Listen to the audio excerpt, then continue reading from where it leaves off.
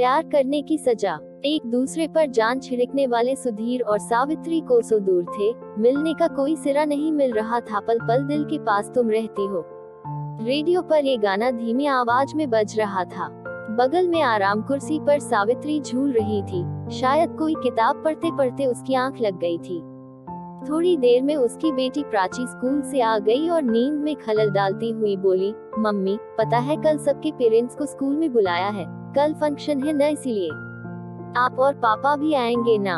एक पल को सावित्री को लगा जैसे किसी ने उसे अंदर तक झकझोर दिया। वो खुद को संभालती हुई आंखें बंद किए हुए ही बोली, जाओ कपड़े बदल लो, खाना लगा देती हूँ। बेटी के जाने के बाद सावित्री अपने और सुधीर के बारे में सोचने लगी। कितने सालों से दोनों साथ थे, वक्त जैसे पंख लगाकर उड़ रहा था। उस जमाने में भी दोनों ने अपने प्यार की खातिर सबसे बगावत की और लव मैरिज की। दोनों ने जैसा जीवन साथी चाहा था उन्हें मिला। एक दूसरे का साथ पाकर दोनों कितने खुश थे। सब कुछ जैसे कल ही की बात लगती है। सावित्री को फूल बहुत पसंद थे। सुधीर अक्सर उसके लिए फूल लाया करता और यही गाना उसके लिए गुनगुनाया करता, पल पल दिल के पास तुम रहती हो। और अब दोनों की राहें कैसे अलग हो गई हैं। सावित्री ने कभी सपने में भी नहीं सोचा था कि वह सुधीर से दूर रह सकती है। उसने तो जैसे अपनी पूरी जिंदगी सुधीर के नाम कर दी थी, लेकिन नियति को शायद कुछ और ही मंजूर था। एक दूसरे के साथ के लिए परिवार और समाज से लड़ने वाले दो प्रेमी आज एक दूसरे से इतने दूर हो गए हैं कि पास आने की गुंजाइश कहीं नजर नहीं आती। सावित्री की आंखें फिर से गीली हो गईं। सुधीर से दूर रहने के बाद से ऐसा कोई दिन नहीं बीतता जब सावित्री की आंखें आंसुओं से नहीं भीगती। आंसू पोंछते हुए सावित्री ने खुद को बात करने के लिए जैसे जबरदस्ती तैयार किया और एक नंबर डायल किया। सामने से आवाज आई, फिर से टेप रिकॉर्डर पर गाने सुन रही हो ना।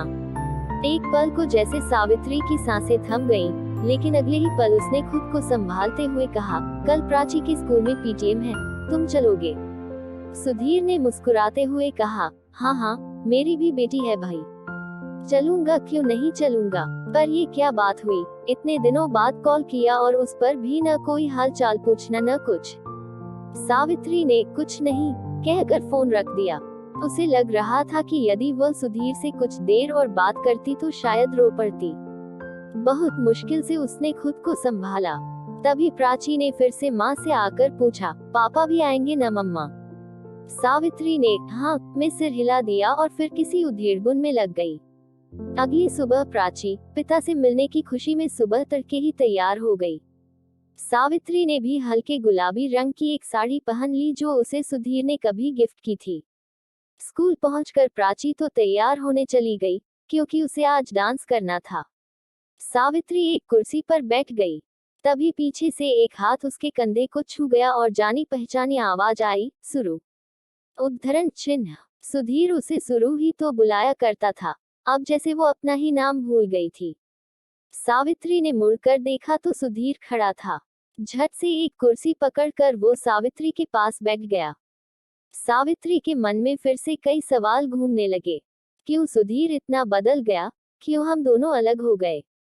सावित्री ये सब सोच ही रही थी कि चुप्पी तोड़ते हुए सुधीर ने कहा, याद है जब प्राची छोटी थी तो उसे तुम्हारा दुपट्टा उड़कर नाचना कितना पसंद था। समय को जैसे पंख लग गए, आज वो स्कूल में परफॉर्म करेगी। हाँ, वो अब भी मेरा दुपट्टा ओढ़कर नाचती है। उसके पैर जमीन पर थे ही कब? सावित्री ने मुस्कुराकर कहा। हाय, ये मुस्कान, मेरा कहीं फिर से दिल न आ जाए तुम पर सुरु, सुधीर ने छेड़ते हुए कहा। पर सावित्री को न जाने क्या हुआ, वो वहां से उठ के बाहर चली गई। सुधीर भी उसके पीछे गया तो पाया कि सावित्री स्कूल के गार्डन में बैठकर रो रही थी। पास जाके सुधीर बोला, सॉरी, मैंने तुम्हें बहुत रुलाया है, अब और नहीं, मुझे माफ कर दो सुरु, आगे से ऐसा मजाक नहीं करूंगा। ये कर सुधीर सावित्री के घुटने पकड़कर नीचे बैठ गया।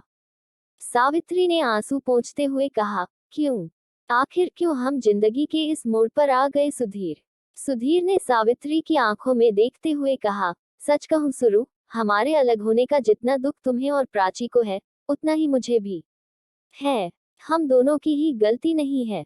उस समय हम भी तो बच्चे ही थे, हमें कोई खास अक्ल नहीं थी, तो अब कौन सा अक्ल आ गई?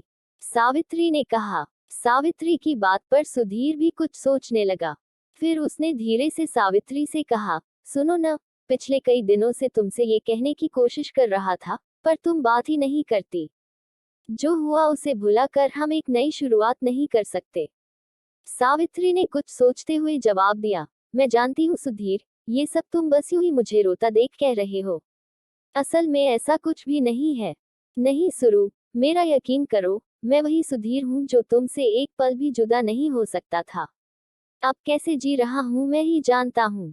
मुझे फिर से अपना टेप रिकॉर्डर बना लो ना। मैं फिर से तुम्हारे लिए गाना चाहता हूँ, तुम्हारे साथ जीना चाहता हूँ। क्या तुम मुझे एक और मौका नहीं दे सकती? सुधीर की बातें सुनकर सावित्री की आंखें भर आईं। वो कुछ नहीं कह पाई।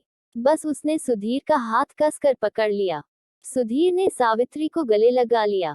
उन दोनों को बाहर ढूंढने आई प्राची ने जब दोनों को साथ देखा तो वो दूर से ही खुशी से चिल्लाने लगी, मम्मा, पापा।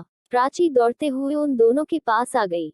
फिर तीनों ने एक दूसरे को कसकर गले लगा लिया। प्राची के स्कूल के स्टेज से रिकॉर्डर की धीमी